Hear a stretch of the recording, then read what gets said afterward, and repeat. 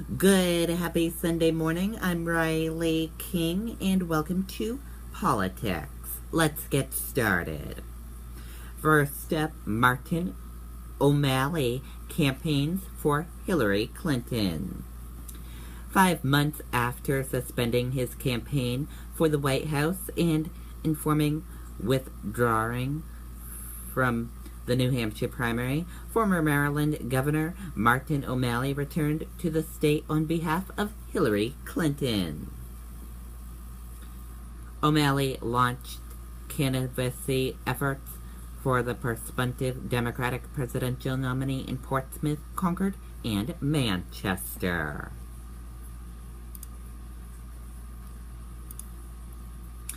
First update, Ginta taps family fund to repay his campaign $81,500. U.S. Rep. Frank Ginta has tapped a family fund to repay his campaign $81,500. That was the subject of a complaint filed with the Federal Election Commission against him in June, a spokesman said on Friday.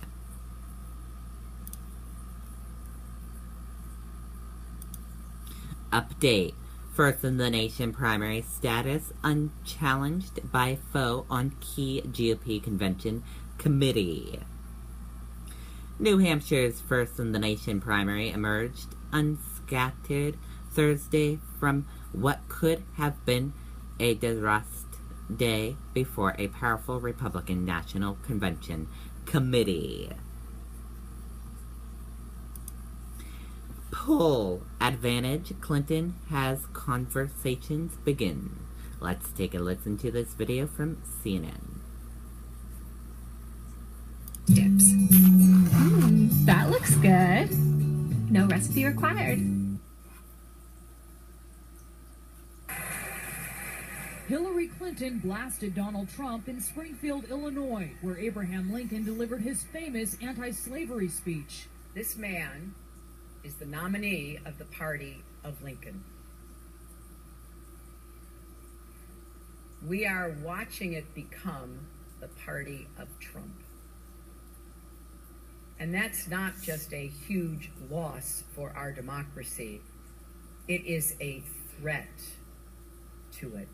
Clinton is criticizing Trump in the wake of the police-involved shootings of black men in Louisiana and Minnesota, and the killing of white police officers in Dallas, Texas by a black gunman. His campaign is as divisive as any we have seen in our lifetimes. It is built on stoking mistrust and pitting American against American.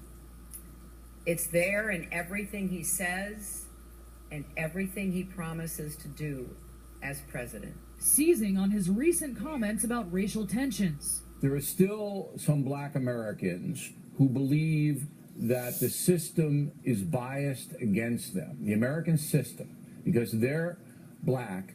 They don't get the same kind of shot. They don't get the same kind of fairness that whites do. What do you say to that? Well, I've been saying even against me, the system is rigged. When I ran as for president, I mean, I could see what was going on with the system, and the system is rigged. Clinton pounced. Even this, the killing of people, is somehow all about him. Clinton also called for criminal justice reform, a potential weakness for her in light of her 1990s support for anti-crime legislation that contributed to the era of mass incarceration she now derides. But it's a vulnerability eclipsed by Trump's comments on the topic. Tuesday, he described himself as the law and order candidate and criticized the Black Lives Matter movement. Well, first of all, I think the term is very divisive. The first time I heard it, I said, you have to be kidding. It can't be used that. Clinton also hammered Trump for reportedly telling House Republicans last week that he would defend Article 1, 2, even Article 12 of the Constitution, though there are only 7 articles. The very first thing a new president does is take an oath to protect and defend the Constitution. To do that with any meaning, you've got to know what's in it. and you have to respect what's in it. Okay, and there you have it on that report.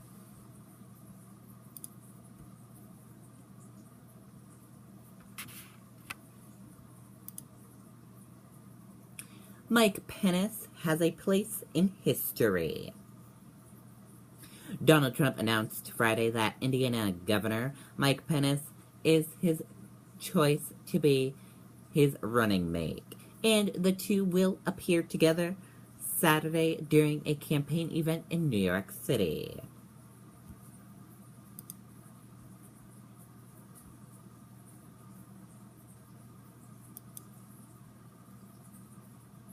New Clinton ad paints Trump as unsteadied on foreign policy. Hillary Clinton released a new ad Saturday that paints Donald Trump as unfit to be commander-in-chief, suggests that he lacks the vision to handle foreign affairs.